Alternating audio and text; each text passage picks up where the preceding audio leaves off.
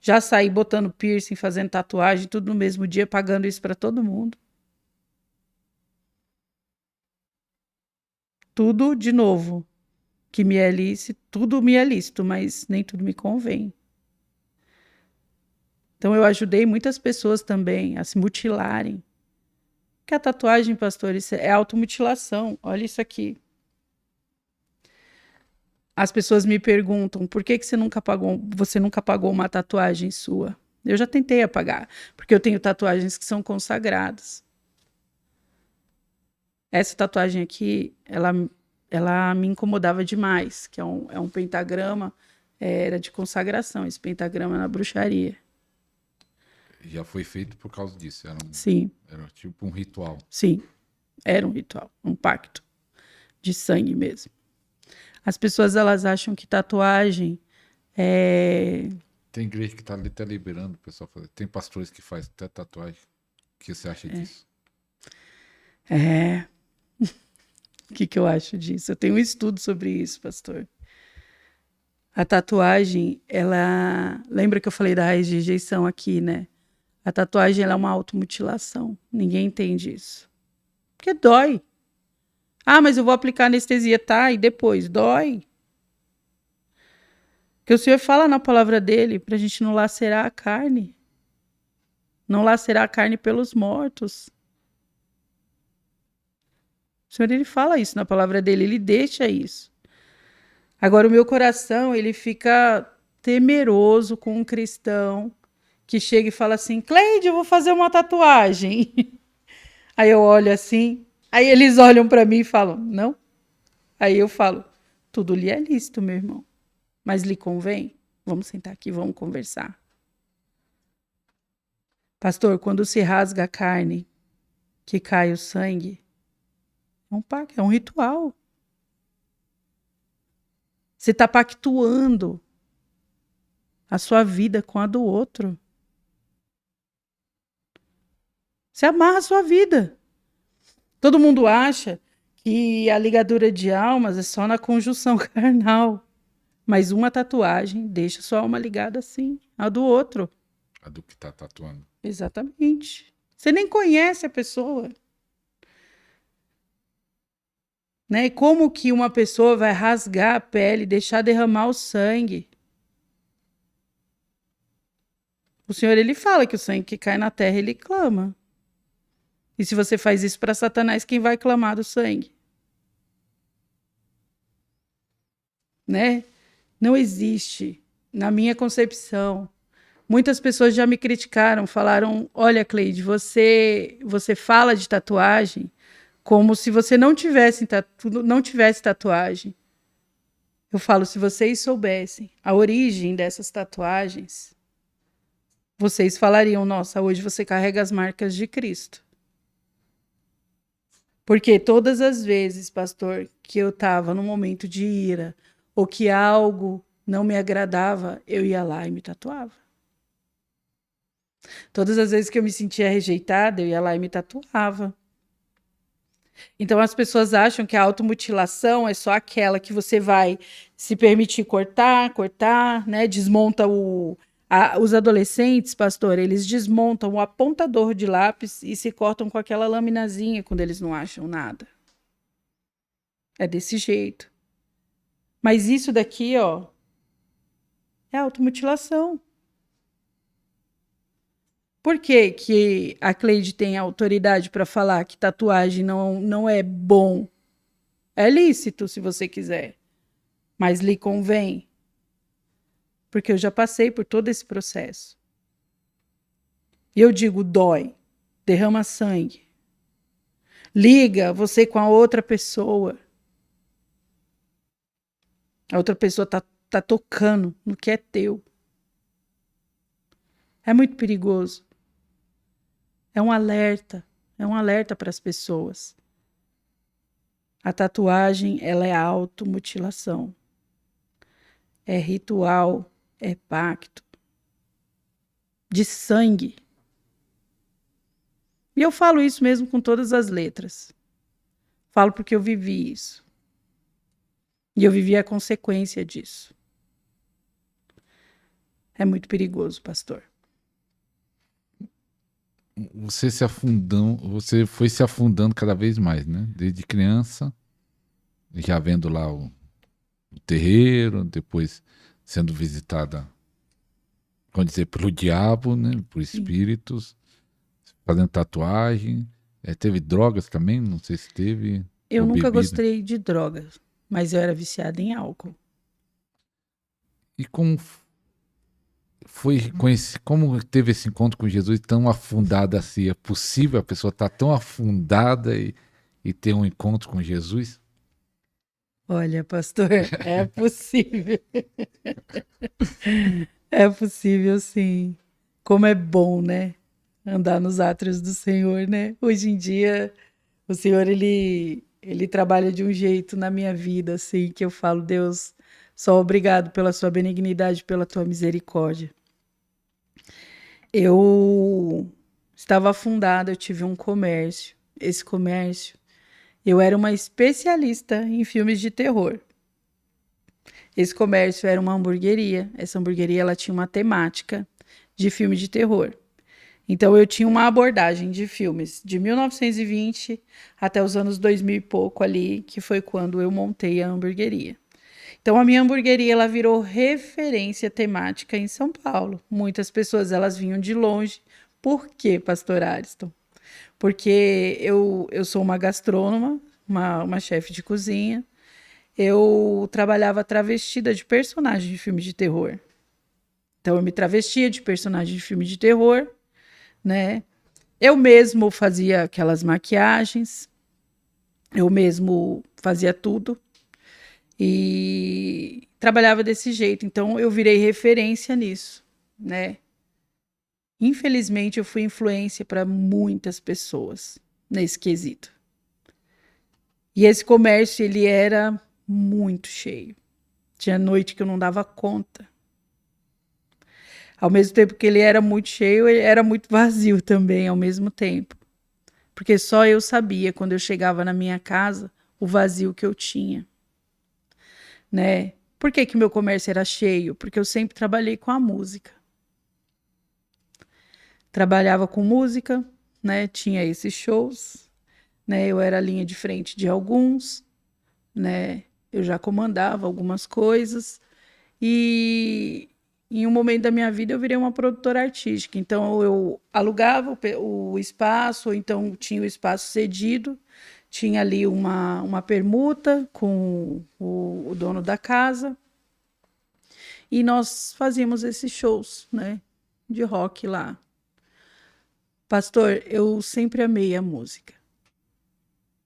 A música, ela sempre esteve muito presente na minha vida, né? Então, eu tive 3 bandas, cantava no secular, Você né? cantava? Cantava. E eu era uma influenciadora mesmo, uma formadora de opiniões mesmo, mas pro lado ruim.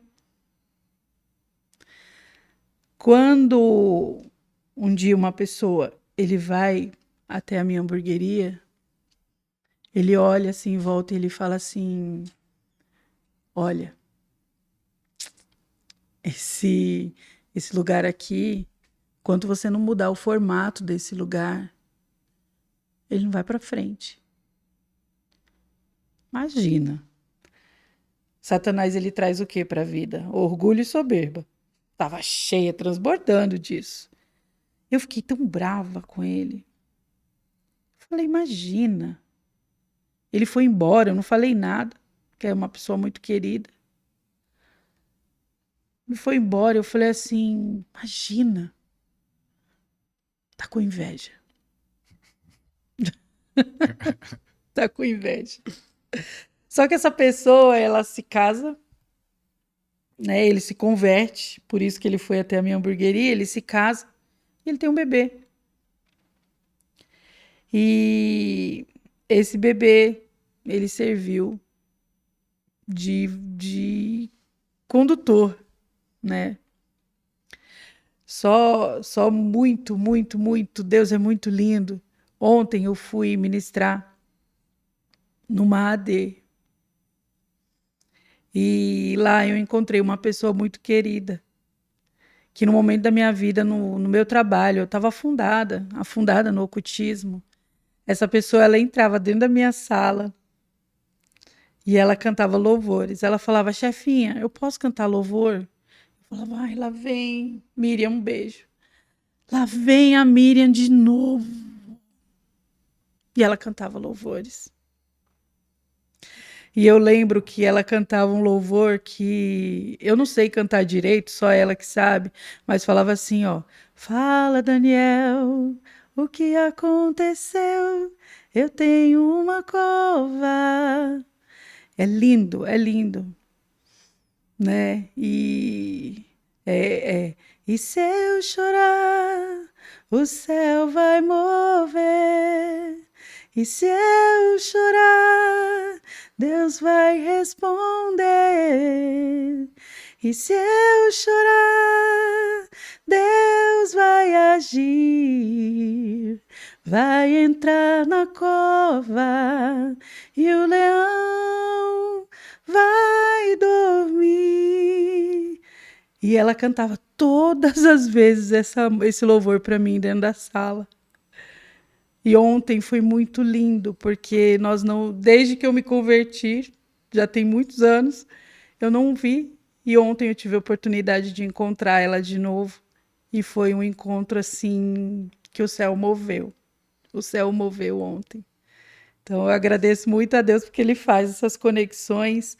Mas lá atrás alguém já orava por mim, é isso que eu quero dizer. Lá atrás alguém soprou meu nome para o céu em oração. E o Senhor começou a preparar o tempo que eu ia ter o verdadeiro encontro. Por isso que eu contei essa história. Porque Ele movimenta assim, né? Ele movimenta dessa forma. E quando esse bebê nasce, desse rapaz, voltando à história, gente. Quando esse bebê nasce, ele vai até minha casa fazer um convite para mim. Ele fala assim: olha, vou apresentar meu filho na igreja. Quero te convidar para você ir. Eu falei, tá bom, eu vou. Ele olhou e falou, você vai mesmo? Eu falei, vou. Tá bom. No dia da apresentação, que era para ir à igreja, ele ficava me ligando, vem almoçar com a gente. Acho que para mim não escapar, Pra não sabe? fugir. Falei, não, eu vou. Não, vem pra cá, né? O meu carro tá aqui, quer que eu vou ir buscar? Não, não tem, a gente vai mesmo. Fomos eu e meu esposo. O meu esposo, pastor, eu conheci meu esposo no secular. Meu esposo me conheceu em cima de um palco, apresentando shows. Foi assim que eu conheci meu esposo.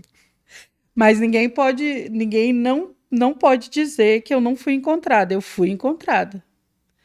Né? Um dia eu estava passando por alguns processos e eu falei assim, poxa, eu queria tanto ter sido encontrada. Porque tem hora que o casamento, né, e o meu marido, como ele estava afastado, eu me converto ali, foi muito complicado. Um dia eu venho falar sobre isso com vocês. E aí o Espírito Santo de Deus falou assim para mim, quem falou que você não foi encontrada?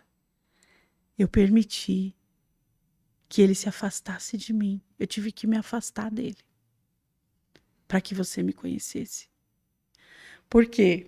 O meu esposo, ele acabou se tornando, dentro do meu comércio, o meu sócio. Então, quando eu praticava os meus rituaizinhos, ele ficava nas minhas costas repreendido em nome de Jesus. Aquele conhecia? Ele conhecia, ele era afastado dos caminhos. Ele era afastado. Estava morto, né? Como diz a palavra, né? E ele falava que via aquilo, ele falava Jesus, Jesus. Mas enfim, e meu esposo vai comigo na igreja também. Então, por que eu contei essa parte do meu esposo? Porque meu esposo, ele tinha o temor dentro dele. Eu não sabia o que era temor, eu não sabia nem quem era Jesus direito. Eu sabia o que era idolatria. Isso eu sabia. Né? Sabia quem era Aparecida, quem era não sei quem. Né? Um alerta que eu quero deixar aqui, pastor. Em mulheres que estão solteiras, cuidado com a herança espiritual de idolatria. Porque se vocês olharem todos os santos que a idolatria apresenta, nenhum deles são casados, não, viu? Eu não conheço esposa de São Pedro, Santo Antônio, que é o santo casamenteiro. Não conheço esposa de Santo Antônio. Não conheço marido de Aparecida. Não conheço marido de Fátima. Né? Nem do padre que reza a missa. Então, um alerta para vocês que têm herança espiritual de idolatria. Se atentem a isso, por favor. Por favor. Às vezes a gente acha, pastor, que a mulher está vivendo a solteirice, que é só, não, é porque minha avó era assim, porque minha mãe era assim. Não, não, não. Tem uma herança espiritual aí, grudada de idolatria, de gerações. Somos descendentes dos portugueses, né, pastor? Né? Então, voltando ao nosso assunto. A Cleide é assim, viu? Mas eu concluo. E ali, pastor, eu chego na igreja, né, com essa pessoa. E ali foi muito engraçado, porque eu não sabia o que era nada de nada. Eu estava ali vendida, graças a Deus, né? Quando eu chego, que eu desço, nós estacionamos o carro e começamos a descer. Quando eu entro na rua do estacionamento, né, do fundo da igreja, uma festa na rua de um motoclube frequentador do meu comércio. O diabo estava dando uma festa e falando assim, ó, quando você sair de lá, você vem. Ah, mas eu olhei aquele pessoal ali, olhei aquele povo e falei assim, quando eu sair daqui, eu vou tomar uma breja. Breja, para quem não sabe, é cerveja. Porque esses dias eu contei essa história para uma pastora, ela falou, Cleide, depois que a gente terminou de conversar, eu fui ver o que era breja no Google. Então, breja é cerveja, gente. Mas eu usei exatamente essa expressão porque era o mundo que eu vivia, né? E aí eu falei, quando eu sair daqui eu vou tomar uma breja, quando eu sair daqui eu vou tomar uma breja. E fui. Quando eu pisei na calçada da igreja, um arrepio, o pastor tomou conta de mim. Pegou da planta dos pés, não foi de cima para baixo, mas foi de baixo para cima. Pegou da planta dos pés até a ponta da cabeça e pareceu que me cobriu. Eu achei aquilo tão estranho, mas tão agradável ao mesmo tempo, que eu falei, nossa, que negócio estranho, né? Continuei. À medida do que essa pessoa ia passando por outras pessoas, falava, olha, esse daqui é fulana de tal. Bem-vinda! A paz de Cristo, minha irmã! Ai, não. E me abraçava. Pastor, para uma pessoa rejeitada, receber um abraço é dolorido. Dói. Para te abraçar dói, é físico. Então aquelas pessoas, elas me abraçavam e eu ficava dura ali, eu fechava os olhos e falava, quando eu sair daqui, meu Deus, não falei meu Deus, né? Hoje em dia a gente fala. Eu falei, quando eu sair daqui, eu vou falar para ele que aqui nesse lugar que ele tá, só tem gente falsa. Porque eu achava aquilo ali tudo muito doido que estava acontecendo. Como assim as pessoas que nem me conheciam, elas me recebiam com tanto amor? Como assim? Não existe. Tá maluco? Claro que não. Isso eram os meus pensamentos ali brigando. E aí eu entrei, eu falei, mas quando eu sair daqui, tomara que passe rápido. Porque quando eu sair daqui, eu vou tomar uma breja. Quando eu sair daqui, eu vou tomar uma breja. E aquilo ficou martelando. Martelando. E aí eu entrei. Quando eu entro, que começam aqueles louvores. Ah, pastor Ariston.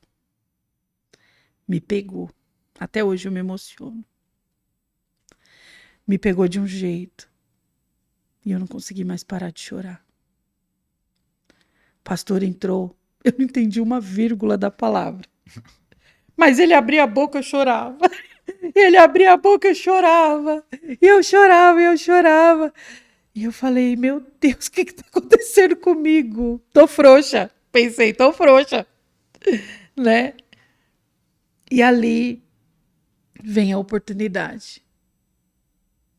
Você aceita Jesus como seu suficiente Salvador? E eu olhava à minha volta. Muitas pessoas levantaram, uma igreja grande.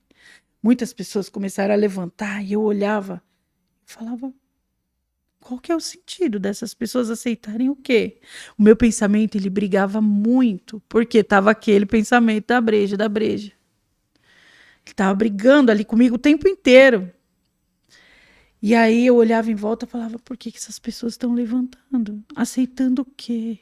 Gente, não estou acreditando nisso. E aí ele fez a segunda vez o apelo. Ei, você, aceita Jesus como seu suficiente salvador. É para o resto da sua vida. É para a eternidade. E mais pessoas levantavam. Eu olhava e falava, não é possível. Por quê? As pessoas me abraçaram em amor. Eu achei aquilo um absurdo. Eu falei, esse povo vai ficar tudo igual aqueles? Eu não vou. Credo, que coisa feia isso. Eles estão aceitando o quê? É esse o pensamento de quem não entende quem é Jesus. E aí veio a terceira vez, pastor Ariston. Mas foi um berro. Ei, você! Aí me ligou uma luzinha. Eu parei, eu olhei assim. É com você mesmo. Eu falei, opa, deve ser comigo.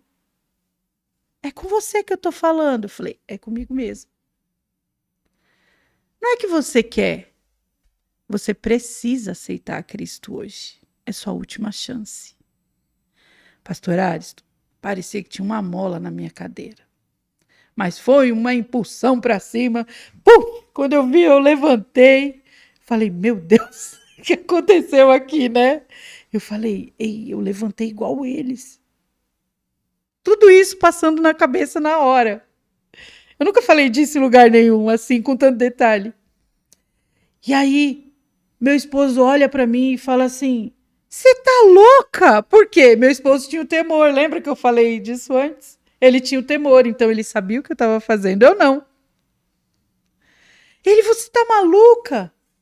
Tá doida? Ele falou que naquele momento passou na cabeça dele, pronto, acabou nossas curtições, acabou nossa noite, porque o carro voltava sozinho, viu, pastor?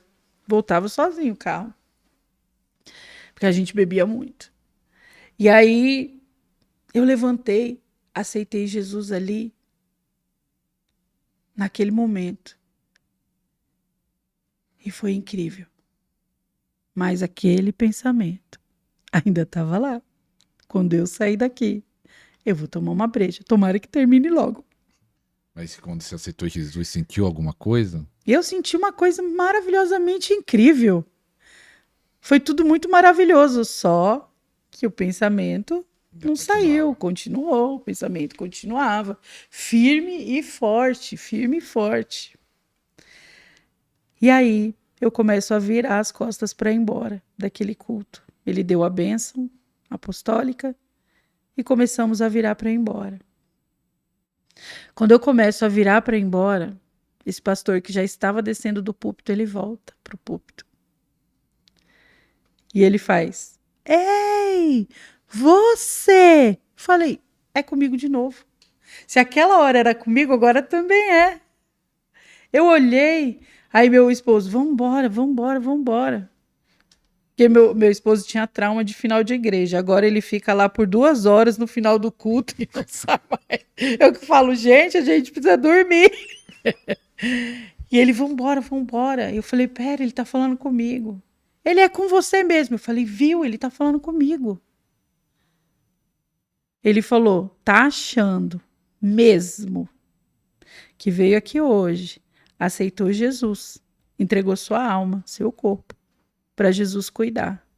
Vai passar ali na saída, pegar sua alma, seu corpo, atravessar a rua para tomar uma breja, é não. Cristo já te pegou hoje. Pastor, eu só fui pro chão, tudo de novo. Fui pro chão com o marido e tudo, ele tentando me segurar. Ele tentava me segurar e eu pro chão, bluf pro chão. E aí eu falei, meu Deus, me tira desse lugar. Só tem gente maluca nesse lugar. Por quê? As pessoas me recepcionaram com amor. né? As pessoas o tempo inteiro, sabe? Ali eu via um que servia o outro, que servia o outro. E eu falei, meu Deus, esse lugar é muito estranho.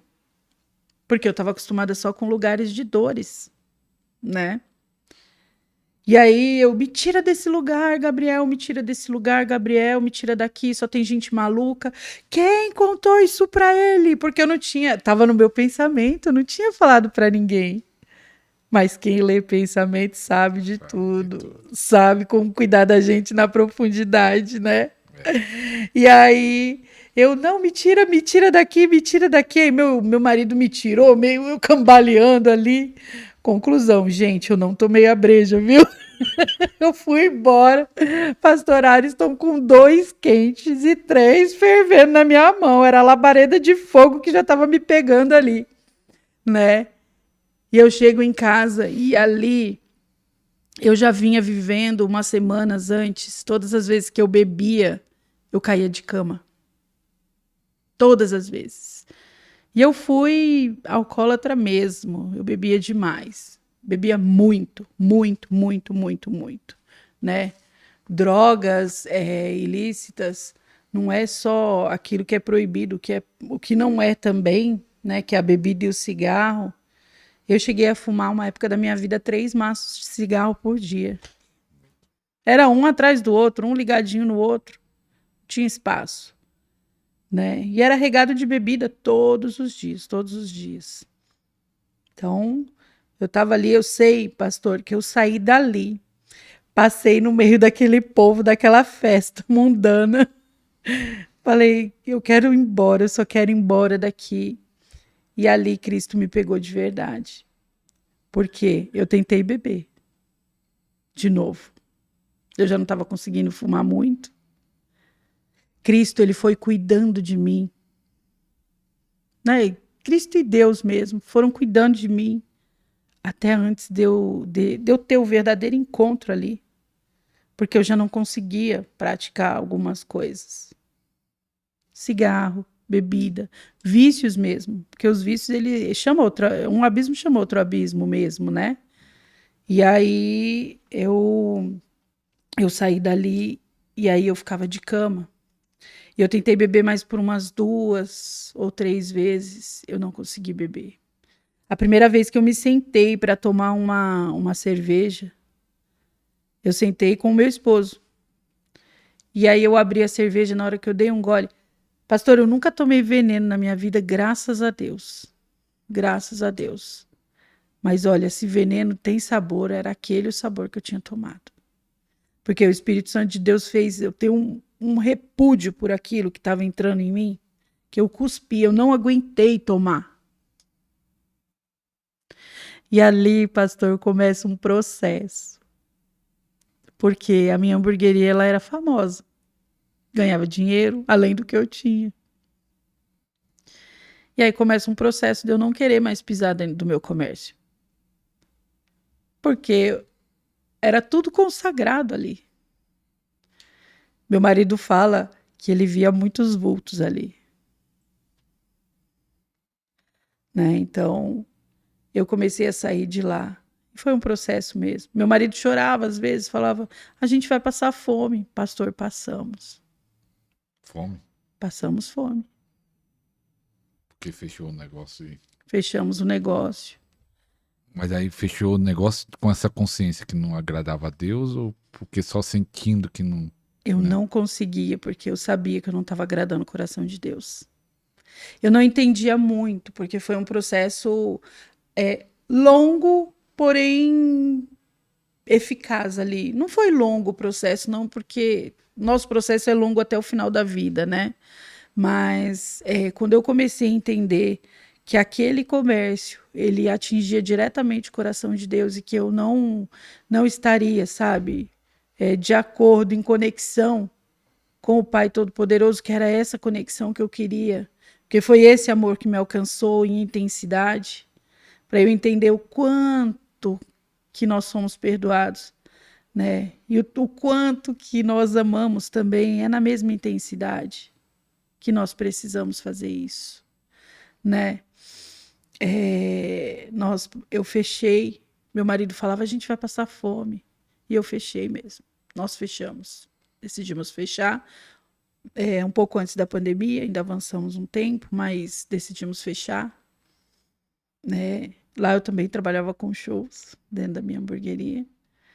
E um dia, eu quero deixar essa história aqui, só para nós entendermos o quanto o Senhor é Deus. Um dia nós não tínhamos nada. Meu armário tinha literalmente secado todas as fontes. Mas eu já estava servindo Deus na igreja. Eu já fazia parte do Ministério da Assistência Social, que eu amo. Eu amo ir para as ruas, cuidar de pessoas com, sabe, em estado de vulnerabilidade, né, os adictos, né. Então, eu já servi esse ministério, né. Pastor, o diabo, ele tenta roubar tudo nosso, quando ele sabe que ele perdeu, né. Ele vem para matar, roubar e destruir.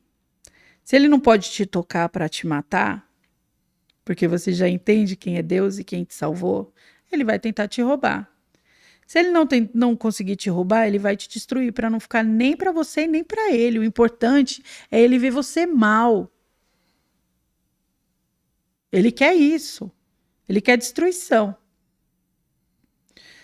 E quando eu fecho, eu chego nesse dia que o meu armário seca.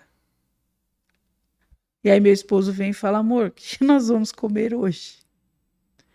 E eu estava na cozinha sentada, eu gosto muito da minha mesa. Tão simples, mas é minha. Meu momento com o pai.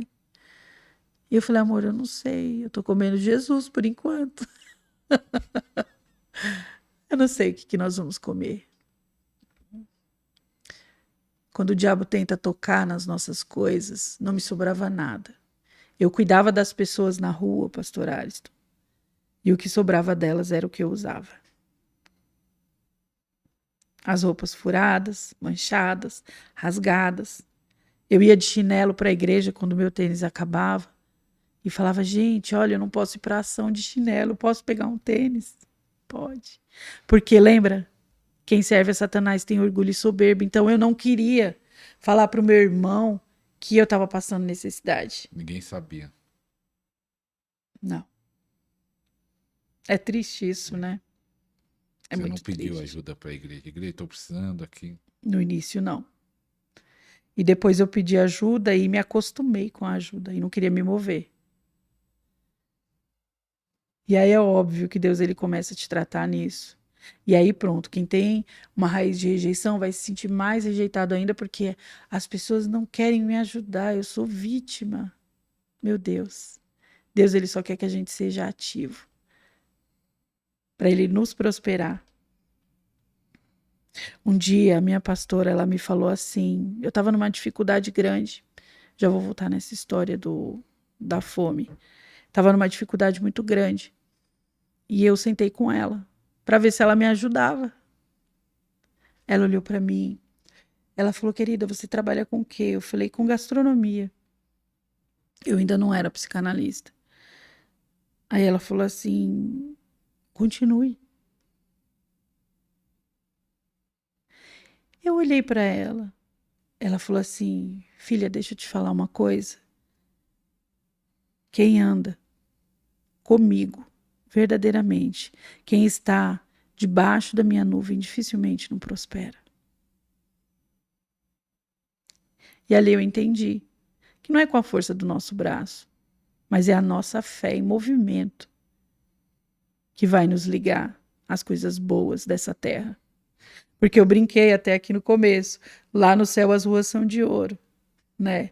Mas aqui na terra, ora, se lá no céu as ruas são de ouro e nós pisaremos nela, o que o Senhor vai deixar cair lá do céu pra gente? É o ouro.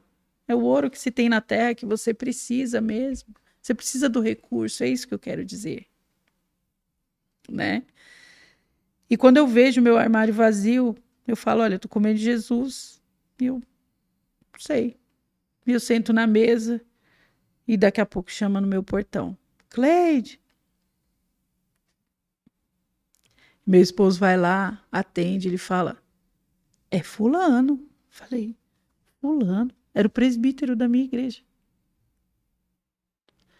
Aí eu vou atender o portão, que eu abro o portão, ele fala, irmã, só um minutinho, espera aí. Aí ele vai até o carro dele, puxa uma cesta básica. A lágrima, pastor, já começou a cair quentinha do rosto, assim.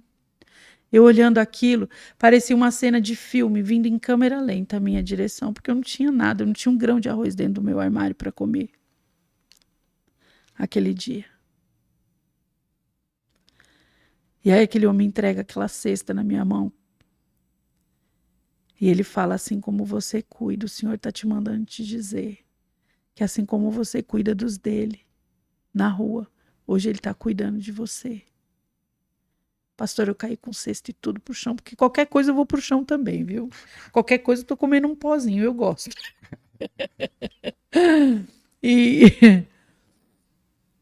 E aí eu caí com cesta, tudo meu marido, gente. Meu marido, ele sempre precisa me acudir nessas coisas. Ele que sempre me salva. Ele tentando segurar a cesta e Cleide junto. Não ia dar, né? Que é tudo tão pesado. Aí eu entro pra dentro de casa e começo a chorar. E aí meu esposo fala assim, amor, que coisa incrível foi isso que aconteceu. Ele te ligou? Aí eu falei, não. Pastor, aquele homem, ele não sabia onde eu morava. Foi o próprio Espírito Santo de Deus que moveu ele até a minha casa. E aí as pessoas não creem em Deus ainda, no que Deus ele vai fazer. Não creem em Deus.